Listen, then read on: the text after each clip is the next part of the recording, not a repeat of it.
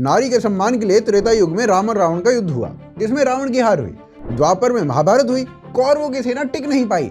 तो कलयुग में भारतीय नारी के सिंदूर के लिए अगर पाकिस्तान जैसा भिखमंगा देश मिट भी जाए तो किसी को कोई फर्क पड़ेगा क्या?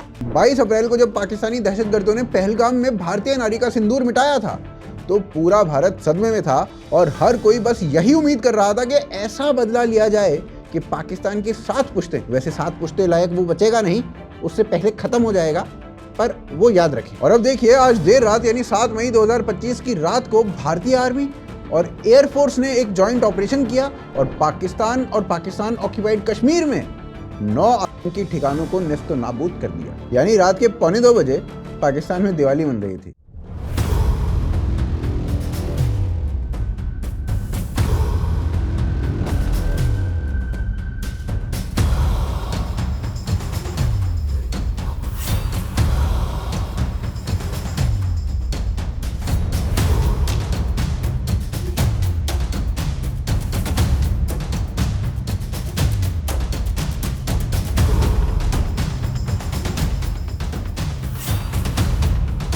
जिसमें ना बहावलपुर भी शामिल है, जो पाकिस्तान की 13वीं सबसे बड़ी सिटी है। पाकिस्तान में घुसने के बाद 560 किलोमीटर अंदर चले जाओ तब जाके आता है ये। आर्मी ने चुन चुनकर जिन 9 ठिकानों पर हमला किया है ना, वो जैश ए मोहम्मद और लश्कर ए तैयबा इनके आतंकी कैंप थे। अब ये जो अटैक इंडिया ने किया ना, इसमें टेररिस्ट हाइडआउट्स थे। उनमें मस्जिदों के अंदर टेरर सेल्स, मदरसाज और जहां ट्रेनिंग चल रही थी उन सभी को सर्जिकल प्रिसीजन के साथ टारगेट किया गया है। हाँ जी बिल्कुल, ये अभी कुछ देर कबल ही बहावलपुर का इलाका है चौका, तो यहाँ पर मौलाना मसूद अजहर का मदरसा है, वहाँ पे 4 मिसाइल दावे किए गए हैं, जिसके नतीजे में अब तक बड़ी तादाद में यहाँ पे जो शोले हैं वहाँ के भड़क उठे हैं। पुलिस रेस्क्यू की गाड़ियाँ, इसके अलावा बड़ी तादाद में सिक्योरिटी एजेंसियाँ वहाँ पर पहुँच गई हैं, जबकि ये पूरा इलाका यहाँ पर सारा रेड दिखाई दे रहा है, आसमान रेड दिखाई दे रहा है। भाई साहब, रिपोर्ट्स तो ये बता रही हैं कि इन स्ट्राइक में 300 से ज्यादा आतंकी मारे जा चुके हैं और पाकिस्तानी मीडिया के अनुसार मसूद अजहर का परिवार हूर गति को प्राप्त हो चुका है जी। जिस मसूद अजहर के परिवार के 14 लोग मारे गए हैं। एक दिन मर जाएगा कुत्ते की मौत, जग में सब कहेंगे मर गया मादर। पाकिस्तान के साथ ना ये सब अचानक हुआ और उन्हें समझ में ही नहीं आया कि उनके साथ हो क्या गया। अब पाकिस्तान के अपने ही लोग पाकिस्तान की अपनी ही आर्मी को गालियां दे रहे हैं, वो भी अपनी ही। पाकिस्तान के लोग पाकिस्तान की आर्मी को कह रहे हैं कि हमारी वाली आर्मी ना बहुत निकम्मी है, कोई भी आता है इन्हें पेल के चला जाता है। कोई इडियट कह रहा है, कोई कुत्ता कह रहा है और कोई तो पता नहीं क्या क्या कह दे रहा है। बात तो सही है। पाकिस्तानी आर्मी अब अपनी इज्जत बचाने के लिए फेक न्यूज़ फैला रही है। कह रही है कि उन्होंने ना इतने इंडियन फाइटर जेट्स गिरा दिए, इतने इंडियंस को बंदी बना लिया और ना जाने क्या क्या। हाँ भैया हाँ, आपने 10 यूएफओ, 100 अल्ट्रासोनिक मिसाइल और 15 स्पेस स्टेशंस ये भी डिस्ट्रॉय कर दिए। कुछ भी भाई साहब, वही बात है, तशरीफ फटे तो फटे, नवा भी ना घटे। इनकी घट नहीं रही है। लेकिन जैसे जैसे सच सामने आया ना, तो पाकिस्तानियों को रियलाइज होता गया कि हाँ भाई, इंडिया ने उनकी कह के ले ली है। आपके मासूम जो शहीद हो रहे हैं उनसे अल्लाह की मुलाकात होगी, दुनिया में उन पर क्या बीती इस पर भी बात होगी। मेल्टडाउन केवल पाकिस्तान में नहीं हो रहा है, बल्कि यहाँ इंडिया में रह रहे उनके फैन बॉयज और फैन गर्ल्स को भी हो रहा है। आरफा खानम जी को ही देख लीजिए। सिद्धार्थ ने भी कहा कि हम खून खराबा नहीं चाहते, हम ये भी नहीं चाहते कि वहाँ से आतंकवाद हो, हम ये भी नहीं चाहते कि दोनों देशों के बीच युद्ध हो। अजय राय, जो कल तक इंडियन एयरफोर्स को मॉक कर रहे थे, आर्मी के ऑपरेशंस पर सवाल उठा रहे थे, आज सदमे में हैं। राहुल गांधी, जिन्हें आर्मी से एविडेंस चाहिए होता था, आज इंडियन आर्मी की मजबूरन तारीफें कर रहे हैं, क्योंकि भैया एविडेंस खुद पाकिस्तान चीख चीख के दे रहा है। टोटल 6 जगह पे पाकिस्तान में 24 इम्पैक्ट्स हुए हैं भारत की तरफ से। ये जो इम्पैक्ट्स हैं मुख्तलिफ तरीकों से, मुख्तलिफ वेपन्स को इस्तेमाल करते हुए किए गए 6 मकामात पर।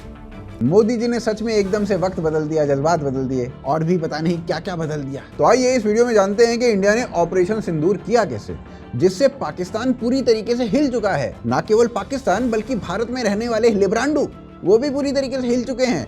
और कैसे ऑपरेशन सिंदूर सिर्फ रिटेलिएशन नहीं है, ये एक नया प्रेसिडेंस है। ये ऑपरेशन बता रहा है कि ये एक नया हिंदुस्तान है जो अब सहेगा नहीं, घर में घुस के ठोकेगा।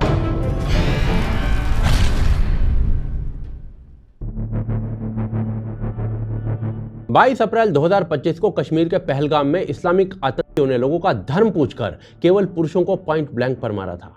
महिलाओं को छोड़ दिया गया था अपना सिंदूर पहुंचने के लिए। आज इंडियन फोर्सेस ने बताया है कि सिंदूर का धर्म क्या होता है, ऑपरेशन सिंदूर को एग्जीक्यूट करके। यह ऑपरेशन कैसे किया गया, इसमें क्या क्या हुआ वो आगे बताऊंगा, पर ऑपरेशन सिंदूर ये नाम क्या सिग्निफाई करता है पहले वो देखिए। जो फौजी लोगों ने एक्शन लिया है वो अच्छा किया है, और वो सिंधु नाम देके भी औरतों को सम्मान दिया है, वैसा है।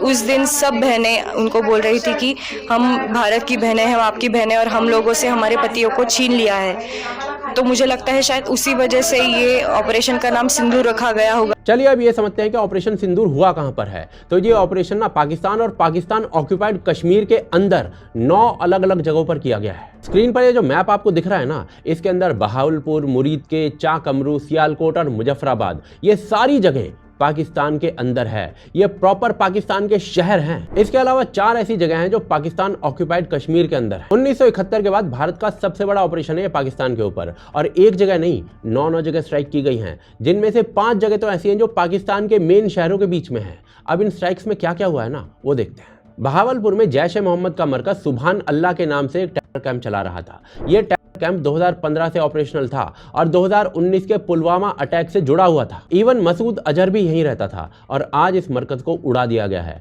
कभी ऐसा दिखने वाला, ऐसा रंग रूट वाला ये मरकज ईंट का ढेर बन चुका है। और जो सीन मैं अब आपको दिखा रहा हूं ना, ये बहावलपुर के हॉस्पिटल के बाहर के हैं।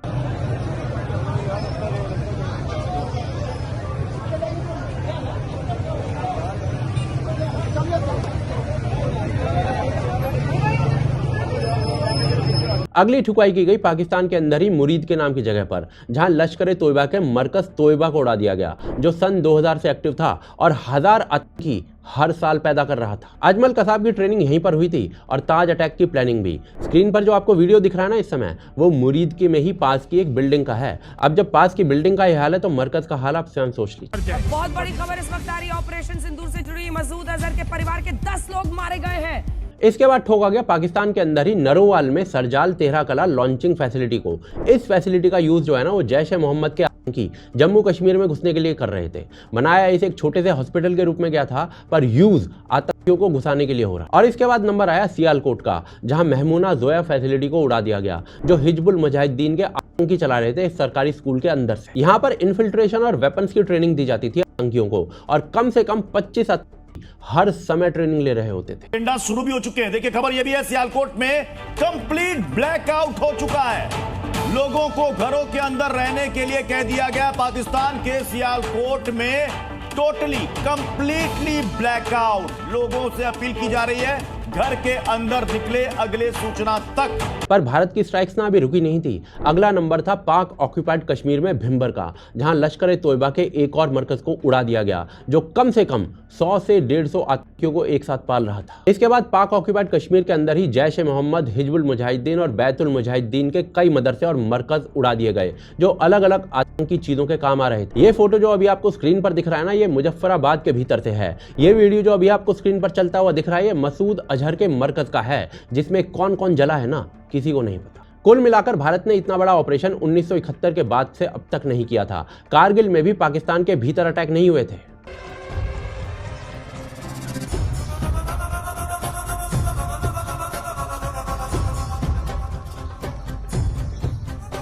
इन ऑपरेशंस के अंदर किया क्या क्या गया है ना, ये तो हमने समझ लिया, पर यह समझना भी इंपॉर्टेंट है कि ये ऑपरेशंस किए कैसे गए हैं। पर यह समझाने से पहले आपको यह बता दूं कि भारत ने जो स्ट्राइक्स की है ना, ये बिना पाकिस्तान में घुसे भारत में बैठे बैठे ही कर डाली हैं। भारत की आर्मी, एयरफोर्स और नेवी ने मिलकर ये ऑपरेशन किया है, और इसमें प्रिसीजन स्ट्राइक वेपन सिस्टम का यूज किया गया है, जैसे कि लॉइटरिंग मिनिटियंस या फिर केमिकेज ड्रोन्स। लॉइटरिंग मिनिटियंस बेसिकली आप एक तरीके के ड्रोन्स लगा लीजिए जो स्ट्राइक करने से पहले टारगेट एरिया के ऊपर हॉवर करते हैं। सो बेसिकली इस टाइप के ड्रोन से प्रिसाइज लोकेशन ली गई, फिर इंडियन एयरफोर्स ने राफेल डिप्लॉय कर दिए, और इन राफेल का यूज करते हुए स्कैल्प मिसाइल्स इन 9 आतंकी लोकेशंस पर दाग दी गई। And prime minister Narendra Modi ने खुद रात को इस ऑपरेशन को मॉनिटर किया है, और एनएसए अजीत डोवाल ने इमीडिएट बाद यूएस से ऑफिशियल्स को ब्रीफ किया है। पहलगाम के बाद भारत के जिन परिवारों ने अपने लोगों को खोया था ना, वो इन स्ट्राइक्स के बाद ऐसे रिएक्ट कर रहे हैं। मैम, आपका सिंदूर उजड़ा था, उस ऑपरेशन का नाम भी सिंदूर रखा गया है, इस पर क्या कहेंगी आप? सर, कल जब ये सबसे पहले चीज मैंने पढ़ी है ना, मैं बहुत देर तक बैठ के सिर्फ रोई हूँ, सिर्फ ये सुन के, ये पढ़ के, ये ऑपरेशन का नाम पढ़ के मैं बहुत देर तक रोई हूँ सर। पर भाई साहब सिर्फ अच्छे रिएक्शंस नहीं आ रहे हैं, कुछ लोगों का ना भारत के अंदर और पाकिस्तान के अंदर भयंकर मेल्टडाउन हो रहा है। ऑपरेशन सिंदूर के तुरंत बाद पाकिस्तान का हाल देखने लायक था।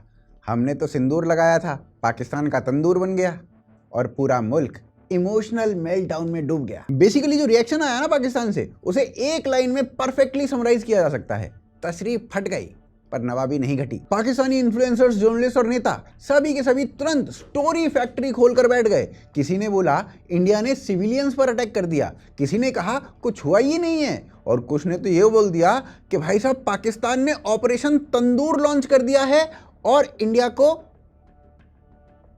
इस डेस्परेट डैमेज कंट्रोल मोड में ना पाकिस्तानियों ने सोशल मीडिया के ऊपर मिस इन्फॉर्मेशन की सुनामी ला दी। पुरानी वीडियोस, एडिटेड क्लिप्स और आउटराइट झूठ, इन सब का पूरा प्रयोग किया गया भाई साहब। लेकिन ये सभी क्लेम्स ना एक एक करके पब्लिक के सामने नंगे होते चले गए, बिल्कुल पाकिस्तानियों की तरह। उन्होंने कहा कि श्रीनगर एयरबेस पे स्ट्राइक कर दी गई है, जबकि जो वीडियो उन्होंने शेयर की ना वो 2024 के खैबर पख्तूनख्वा के सेक्रेटेरियन क्लैशेस की थी। फिर एक और वायरल क्लेम आया कि इंडियन ब्रिगेड का हेडक्वार्टर डिस्ट्रॉय कर दिया गया है, लेकिन पीआईबी फैक्ट चेक ने उसे तुरंत फेक करार दे दिया। फिर so called senior journalist Hamid Mir, उन्होंने तो हद ही कर दी, एक पुरानी फोटो उठाई और दावा कर दिया कि देखो भाई इंडियन फाइटर जेट को शूट डाउन कर दिया गया है। इलॉन मस्क की एक्स की टीम ने ना तुरंत कम्युनिटी नोट चिपका दिया, fake news detected.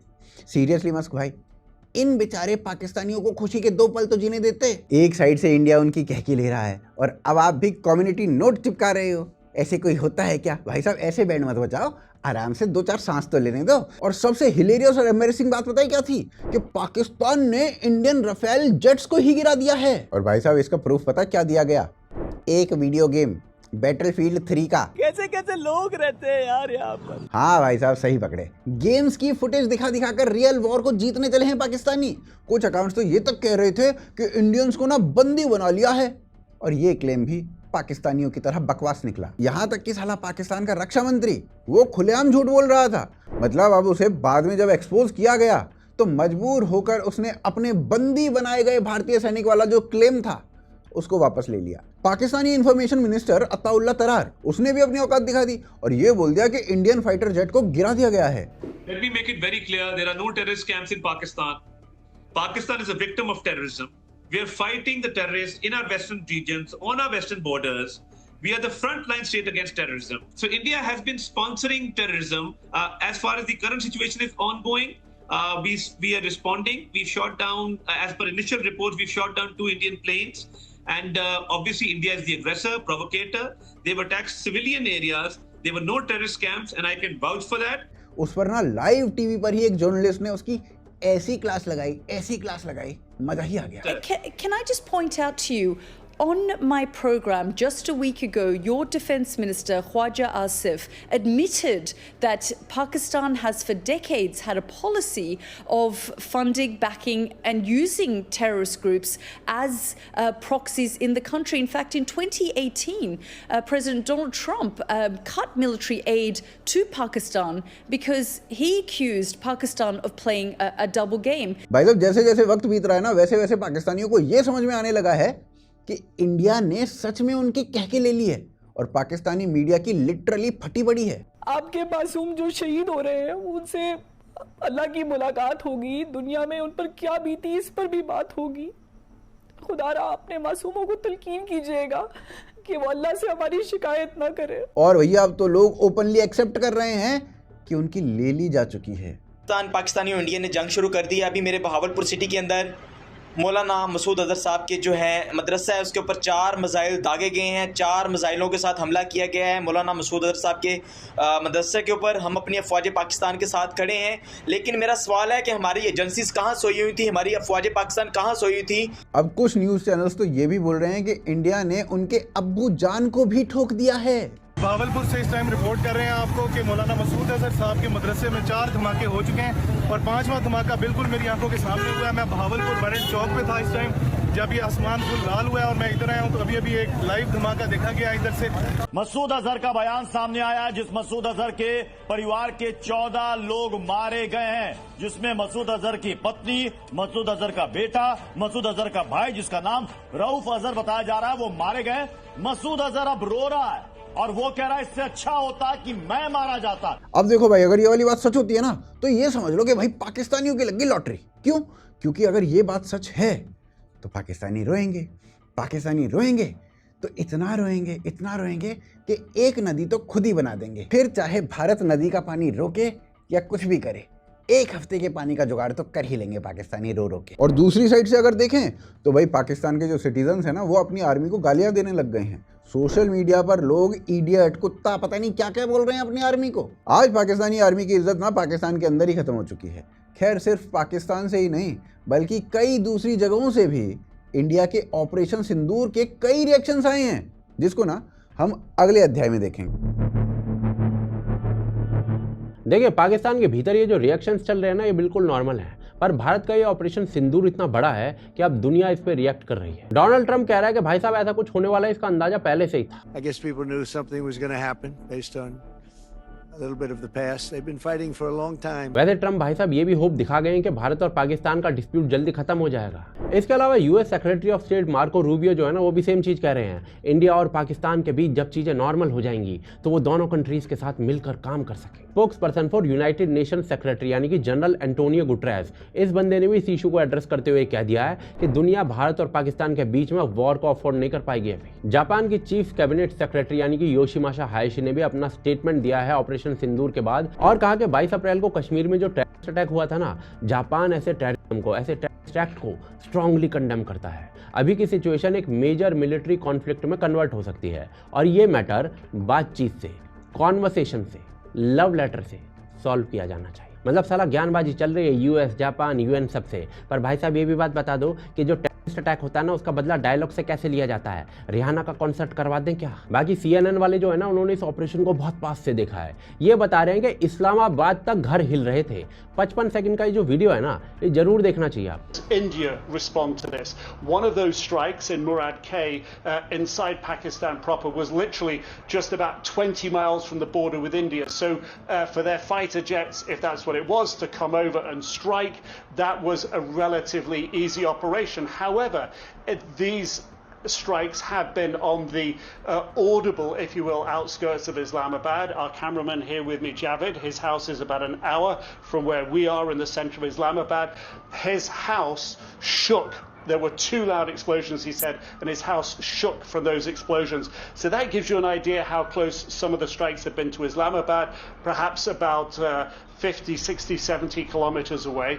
The other explosions I was describing that have happened elsewhere in Pakistan have also been near the major city of Lahore, the sort of very outer reaches of that. So again, anyhow सारी जो western countries है ना, उन्होंने India के action को समझा है। किसी ने भी इंडिया के अपने रक्षा के अधिकार को कंडेम नहीं किया है, पर डिप्लोमेटिक लैंग्वेज जो होती है ना, उसके अनुसार दोनों कंट्रीज को साथ में चलने की बात जरूर कर रहे हैं। लेकिन कोई भी ना पाकिस्तान को बख्श दिया जाए इस मूड में नहीं है। ये रिफ्लेक्ट करता है कि वेस्ट अब इंडिया को एक रिस्पॉन्सिबल रीजनल पावर मान रहा है। पर इसके साथ ना कुछ छोटा मोटा और भी हो रहा है। इंडिपेंडेंट नाम की एक न्यूज मीडिया आउटलेट है जो कि यूके से ऑपरेट होती है। इसने इन अटैक्स में जो पीओके है ना, पाक ऑक्यूपाइड कश्मीर, उसको पाक एडमिनिस्ट्रेटेड कश्मीर कहा है। कहां से आते हैं? जर्मनी का जो DW मीडिया है ना, वो भी इसको पाक एडमिनिस्ट्रेटेड कश्मीर कह रहा है। भाई वो ना पाक ऑक्यूपाइड कश्मीर है। एनीवेज, भारत के ऑपरेशन सिंदूर को कोई चैलेंज नहीं कर रहा है। सब यही कह रहे हैं कि भारत को अपनी सुरक्षा का अधिकार है, पर भारत के अंदर कुछ लोग ऐसे हैं जिनका मेल्टडाउन जरूर हो रहा है। जो वायर वाला है ना, यानी कि सिद्धार्थ वरदराजन, वो कह रहा है कि भाई दोनों देशों के बीच में बड़े मधुर संबंध रहे हैं, सालों से रहे हैं, दशकों से रहे हैं, लड़ाई कैसे कर सकते तुम? कि फिक्रमंद तो हम सब हैं और हमको होना चाहिए, क्योंकि 2 देशों के बीच जिनका एक ऐतिहासिक, सांस्कृतिक एक बहुत लंबा रिश्ता है, जंग नहीं होनी चाहिए। हमारी जो समस्याएं हैं, इनसे अगर हम जूझना चाहते हैं तो जंग is absolutely the last thing that should happen. Arfa दीदी को बड़ा दर्द हुआ इन स्ट्राइक से। सिद्धार्थ ने भी कहा कि हम खून खराबा नहीं चाहते, हम ये भी नहीं चाहते कि वहां से आतंकवाद हो, हम ये भी नहीं चाहते कि दोनों देशों के बीच युद्ध हो और जो मासूम नागरिक हैं वो मारे जाए। पाकिस्तान कह रहा है कि कई उसके नागरिक मारे गए हैं, उसमें जाहिर है कोई आतंकवादी नहीं है। कुछ बेवकूफों का कहना है कि भाई इस ऑपरेशन का नाम सिंदूर क्यों रखा गया है, इसमें से पेट्रियार्की की बदबू आ रही है, ऑनर किलिंग्स दिख रही हैं और हिंदुत्व का ऑब्सेशन दिख रहा है। मतलब भाई तुम जैसे लोग जो है सामान्य प्रक्रिया से पैदा होते हो या फिर कोई कोर्स करना पड़ता है? इस पूरे ऑपरेशन को भारत की 2 महिला ऑफिसर्स ने पूरे देश को ब्रीफ किया है। इन्हें साला पैट्रियार्की दिख रही है। रवीश कुमार ने अपनी ही भाषा में एक पूरा प्रस्ताव लिखा है जिसमें से केवल एक चीज समझ आ रही है, लड़ाई मत करो, युद्ध मत करो। तो भाई आप बता दो क्या करें? एक नपुंसक वीर विहीन देश आपको बार बार ब्लेड मारकर लहूलुहान किए हुए है। इसका इलाज क्या है? बार बार पट्टी करो और सर्जरी करवाते रहो, या फिर एक बार में अच्छे से समझा दो। ये लोग भाई साहब ऐसे रो रहे हैं जैसे इनके बाप को किसी ने पीट दिया हो। पर आई थिंक ना भारत को अब कोई फर्क नहीं पड़ता। भारत अपना रास्ता चुन चुका है। चाहे आज वेस्टर्न कंट्रीज भारत को कितना भी ज्ञान दे ले, कंडेम कर लें या मॉरल हाई ग्राउंड ले लें, ऑपरेशन सिंदूर उन सभी के लिए एक सीधा जवाब है जो इंडिया को कंडेम करते हैं। ये न्यू इंडिया है और न्यू इंडिया का वो मैसेज है जो सिर्फ बॉर्डर्स तक सीमित नहीं है बल्कि दुश्मन के दिल तक घुस गया है। अब हम सिर्फ जवाब नहीं देते, अब हम हिसाब बराबर करते हैं। पहलगाम में जब हिंदू महिलाओं के पतियों को चुन चुन कर मारा गया था ना, उनका सिंदूर मिटा दिया गया था ना, तब सिर्फ एक महिला का सुहाग नहीं उड़ा था बल्कि पूरे देश का गुरूर छीन लिया गया था। लेकिन आज ऑपरेशन सिंदूर के जरिए भारत ने सिंदूर का बदला ना सिंदूर से ही लिया है और जख्मों पर मरहम लगाया गया है। इस ऑपरेशन का हर एक पहलू ना एक सिंबल था। सबसे खास बात, इस मिशन की ब्रीफिंग जो थी वो 2 महिलाओं ने दी थी, एक हिंदू और एक मुसलमान। ये कोई कोइंसिडेंस नहीं था बल्कि एक पावरफुल सिग्नल था। जब बात सिंदूर की होगी तो जवाब हमारी महिलाएं देंगी।